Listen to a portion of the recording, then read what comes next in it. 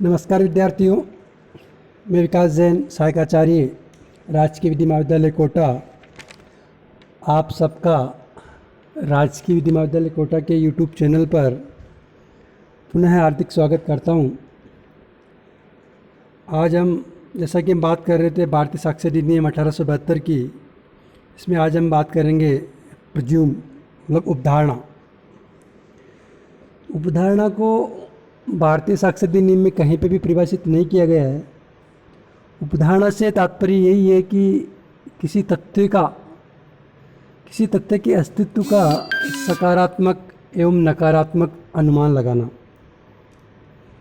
जिसकी न्यायिक अपेक्षा की जा सके और जो न्यायालय को समाधान प्रदान करने वाले रूप में साबित किया जा सके। जैसा कि सामान्य भाषा में बात करें, जब हम किसी तथ्य के अस्तित्व को देखकर किसी अन्य तथ्य का अनुमान लगा लेते हैं तो उसे उपधारणा करना कहते हैं। जैसे कहीं से धुआं उठ रहा हो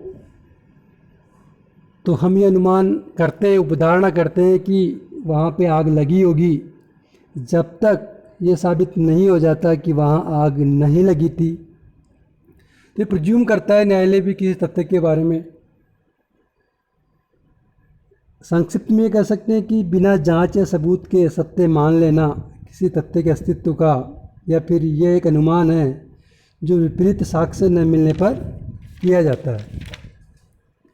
जब न्यायालय किसी तथ्य के अस्तित्व को मान ले तो इसे उपधारणा कहते हैं। किसी उपधारणा का प्रभाव यह होता है कि जिस पक्षकार के पक्ष में उपधारणा की जाती है वह उस तथ्य को साबित करने के भार से बच जाता है। जैसे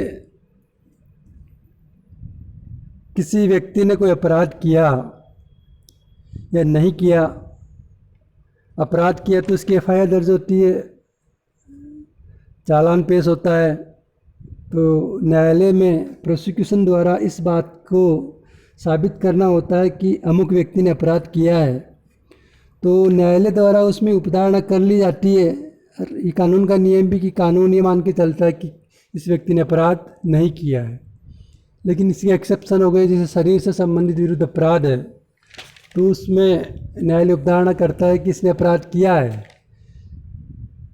तो वो उसको साबित करना पड़ता है कि उसने अपराध नहीं किया है। अध्ययन की सुविधा से और एग्जाम्पल के तौर पे देखते हैं पहले। जैसे राम की एक घड़ी खो गई और कुछ देर पश्चात वो श्याम के पास मिली, तो एक प्राकृतिक अनुमान या उपधारणा होगी कि या तो श्याम ने घड़ी चुराई है या फिर किसी चोर से जानते हुए प्राप्त की है कि वो चोरी की है। ऐसे ही जैसे अपन डाक में कोई चिट्ठी डाल देते हैं तो उपधारणा कर ली जाती है कि वो डाक में वो चिट्ठी वहाँ पहुँच गई होगी। जैसे एग्जाम्पल वो लेते हैं कि जैसे ए ने बी के विरुद्ध वाद लाता है कि बी ने उससे प्रोनोट के आधार पर 400 रुपये उधार लिए। बी ये स्वीकार करता है कि उसने प्रोनोट निष्पादित किया। इससे प्राकृतिक अनुमान निकलता है कि ए से बी ने 400 रुपये उधार लिए। उपधारणा जो इसका शाब्दिक अर्थ है बिना जांच या सबूत के सत्य मान लेना। वेस्ट ने इसकी परिभाषा इस प्रकार दी कि यह एक निष्कर्ष है जो न्यायालय द्वारा संभावित तर्क का प्रयोग करके किन्हीं अन्य सत्य या मान्य सत्य सिद्ध से किन्हीं तथ्यों के सकारात्मक या नकारात्मक अस्तित्व को निकाला जाता है। उपधारणा एक कल्पना है जो कि विपरीत साक्ष्य न मिलने पर कर ली जाती है। अंग्रेजी विधि के अनुसार भिन्न भिन्न उपधारणाओं की भिन्न भिन्न व्याख्या की जाती है। उपधारणा और सबूत ये दोनों अपने आप में अलग अलग है। साक्ष्य या तो तथ्यों के कथन या स्वीकृति या संस्वीकृति तथा पक्षकारों के दस्तावेज के पेश करने से या उपधारणाओं से न्यायिक संसूचना या जांच आदि द्वारा। उपधारणा शब्द का अर्थ है किसी बात पर विश्वास कर लेना या मान लेना। उपधारणा सबूत को प्रभावी बनाने के लिए एक माध्यम है। उपधारणा के प्रकार 3 प्रकार की होती है: तथ्य की उपधारणा, विधि की उपधारणा, तथ्य एवं विधि की मिश्रित उपधारणा। तथ्य की उपधारणा में क्या होता है कि एक ऐसा अनुमान होता है जो प्राकृतिक रूप से प्रकृति के क्रम में निरीक्षण तथा मानवीय मस्तिष्क की रचना से निकाले जाते हैं। ये उपधारणाएं केवल तार्किक निष्कर्ष हैं जो किन्हीं अन्य तथ्यों के साबित होने पर निकाले जाते हैं। वे प्रकृति के अनुक्रम, मानव मस्तिष्क की रचना, मानव कार्यों की शाखा और समाज की आदत तथा प्रथा के अनुभव एवं संप्रेषण पर आधारित होती है। धारा 4 में जो मैं प्रज्यूम लिखा हुआ है वो पहला भाग न्यायालय को किसी भी तथ्य के अस्तित्व के बारे में उपधारणा करने का विवेकाधिकार देता है। इसका प्रभाव यह है कि किसी भी तथ्य के बारे में जब तक इसके विपरीत कुछ दर्शाया न जाए, न्यायालय ये मान सकता है कि उस तथ्य का अस्तित्व है। ऐसी उपधारणाएं पूर्ण रूप से न्यायालय के विवेक पर निर्भर होती है। प्रसंगत तथ्य के अस्तित्व को न्यायालय चाहे तो माने या न माने। जैसे जब यह दर्शित किया जाए कि कोई व्यक्ति कुछ ऐसी चीज़ों पर काबिज था जो थोड़ी देर पहले चोरी हुई थी, तो न्यायालय उपधारणा कर सकता है कि वह स्वयं ही चोर था या उसने चोरी के तथ्य को जानकर भी माल प्राप्त किया था। धारा 114 में बताई गई सभी उपधारणा इसी प्रकृति की है।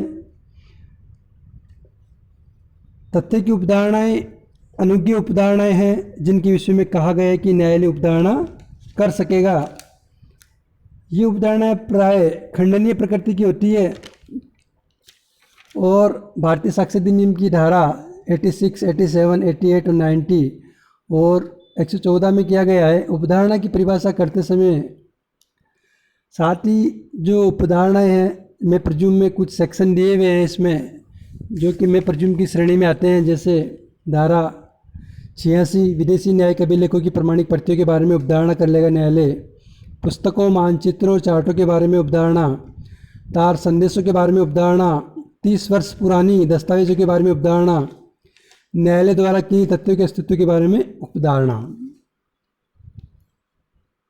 उपधारणाएं या कृत्रिम उपधारणाएं धारा 4 के दूसरे तथा तीसरे भाग में ऐसी उपधारणाओं के बारे में है जो न्यायालय किसी विधि के उपबंधों के अनुसार मानने के लिए बाध्य है। ऐसी उपधारणाओं के बारे में न्यायालय को कोई विवेकाधिकार नहीं होता। उपधारणा करने के लिए न्यायालय बाध्य होता है। ये उपबंध न्यायालय को आदेश देता है कि ऐसे तथ्य को अस्तित्व माना जाए। विधि की उपधारणाएं अनिवार्य प्रकृति की होती है।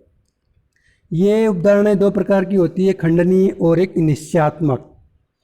खंडनीय उपधारणाएं बाध्यकारी उपधारणाएं हैं जिनके विषय में कहा गया है कि न्यायालय उपधारणा करेगा, सेल प्रज्यूम। खंडनीय उपधारणाएं ऐसे निष्कर्ष हैं जिन्हें न्यायालय निकालने के लिए बाध्य है जब तक कि विरुद्ध साक्ष्य द्वारा उन्हें नासाबित नहीं किया जाता। ऐसी उपधारणाओं का प्रभाव यह होता है कि जिस पक्षकार के पक्ष में किसी तथ्य को साबित करने के लिए निष्कर्ष निकाले जाते हैं वह प्रमाण भार से बरी हो जाता है। मतलब अगर किसी व्यक्ति के पक्ष में सेल प्रज्यूम कर लिया जाता है तो उस व्यक्ति को उस तथ्य को साबित करने की आवश्यकता नहीं होती और वह प्रमाण भार उसके विपक्षी पर चला जाता है। इस प्रकार की उपधारणाएं तब की जाती है जब किसी प्रकार का संदेह नहीं रह जाता। विधि की उपधारणाएं कुछ विधि के वे नियम हैं जो ये बताते हैं कि किसी आरोप का सिद्ध करने के लिए कितना साक्ष्य देना आवश्यक है, और ये तथ्य इस प्रकार होते हैं यदि उनके विपरीत साक्ष्य उपस्थित किया जाता है तो वह खंडनीय हो जाती है, अन्यथा वह निश्चयात्मक माने जाते हैं। जैसे कोई व्यक्ति तब तक निर्दोष उपधारित किया जाता है जब तक कि उसके प्रतिकूल साबित नहीं किया जाता, या फिर कोई व्यक्ति उस सूरत में मर गया उपधारित किया जाता है जब तक साबित कर दिया जाता है कि 7 वर्ष तक उसके बारे में नहीं सुना गया। इसके बाद अखंडनीय निश्चयात्मक उपधारणा है, कंक्लूसिव प्रूफ। ऐसा अनुमान है जो कि निश्चयात्मक, निर्णायक और निर्विवाद प्रमाण के समान है। ये कानून के वे निर्विवाद नियम होते हैं जो किसी भी विपरीत साक्ष्य द्वारा अन्यथा सिद्ध नहीं किए जा सकते। अखंडनीय विधि उपधारणाएं निश्चयात्मक विधि उपधारणा भी कहलाती है, जो कि धारा 4 के अंतर्गत स्पष्ट की गई है। निश्चयात्मक विधि की उपधारणा के विषय में उनके खंडनार्थ कोई भी साक्ष्य ग्राह्य नहीं होता। टेलर महोदय ने लिखा है कि कोई भी विपरीत साक्ष्य निषिद्ध है। कुछ लेखों के अनुसार अखंडनीय विधि उपधारणा यथार्थ में किसी भी प्रकार की उपधारणा नहीं है, वरना ये विधि के नियम है। जैसे 7 वर्ष से कम आयु के बच्चे द्वारा किया गया कोई भी अपराध नहीं होता। इस तरह उपधारणाओं को समझाया गया है। तथ्य की उपधारणा और विधि की उपधारणाओं में कुछ अंतर बताया गया है। जैसे तथ्य की उपधारणा प्राकृतिक नियमों, मानवीय अनुभवों तथा प्रचलित प्रथाओं के आधार पर निकाली जाती है। वहीं विधि की उपधारणा न्यायिक नियमों के स्तर पर प्रतिष्ठित है तथा विधि के अंग बन गई है। तथ्य की उपधारणा में इनका आधार तर्क होता है, विधि की उपधारणा का आधार विधि के प्रावधान है। तथ्य की उपधारणा खंडनीय प्रकृति की होती है, विधि की उपधारणा खंडन के अभाव में निश्चयात्मक होती है। तथ्य की उपधारणा चाहे जितनी भी सशक्त हो, न्यायालय उसकी उपेक्षा कर सकता है, लेकिन विधि की उपधारणाओं में न्यायालय उपेक्षा नहीं कर सकता। तथ्य की उपधारणा की स्थिति अनिश्चित एवं परिवर्तनशील होती है, जबकि विधि की उपधारणा की स्थिति निश्चित एवं एकरूप होती है।